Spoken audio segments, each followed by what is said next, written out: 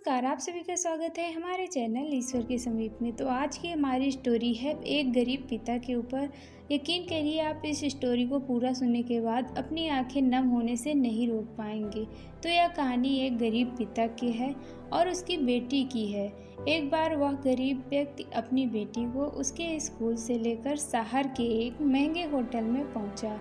उस व्यक्ति ने फटे पुराने कपड़े पहने हुए थे और उसकी बेटी स्कूल की ड्रेस पहनी हुई थी। जब दोनों होटल के अंदर पहुंचे तो वेटर पूछा, सर आप क्या खाना पसंद करेंगी?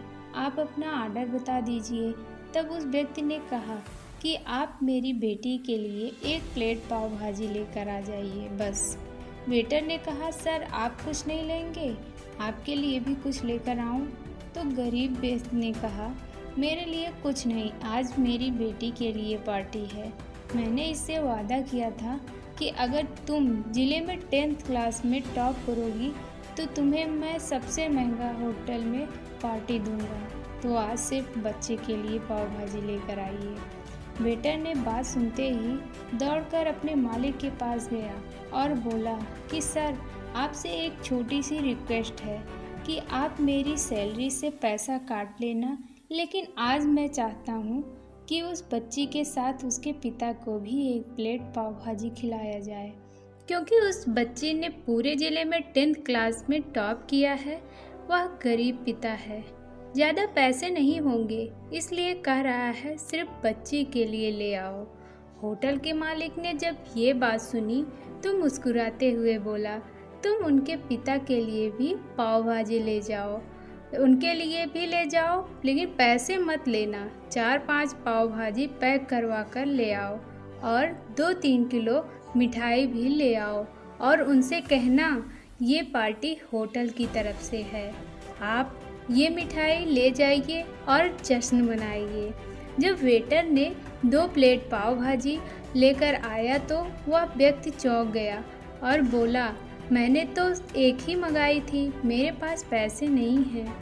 वेटर बोला, अरे सर शर्मिंदा मत कीजिए, ये पार्टी होटल की तरफ से है। आपकी बेटी हमारी बेटी ने टॉप किया है, लेकर जाइए और जश्न मनाइए। पिता और बेटी खुश हो गए और चले गए। कई साल बीत गए। उस गरीब पिता की लड़की अब यूपीएससी की तैयारी करके कलेक्टर बन चुकी थी और इत्तेफाक से उसी शहर में उसकी पोस्टिंग हुई थी।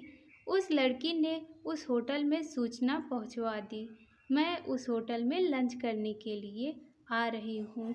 होटल के मालिक ने जब ये सुना तो होटल को पूरी तरह से सजवा दिया। गांव में ये बात पूरी तरह से फैल गई और कस्बे के सभी लोग उन्हें देखने के लिए आने लगे।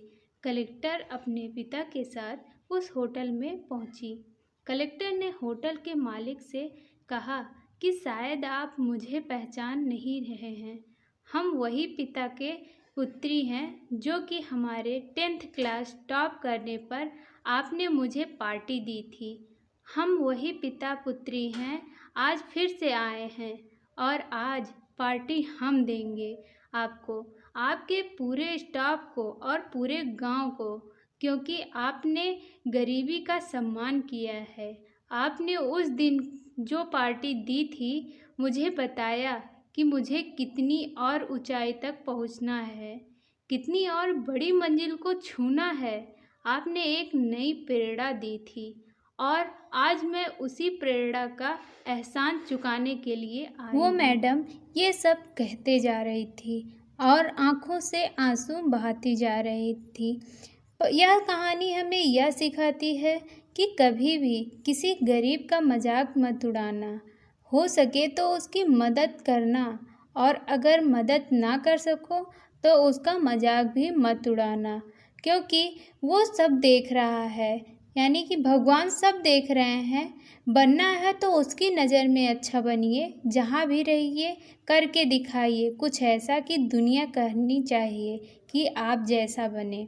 और दुनिया की सोच भी यानी कि आप दुनिया की सोच को तरीके से बदल दो कि दुनिया आप पे इतना गर्व करे कि वो सोचे कि आप जैसा बने।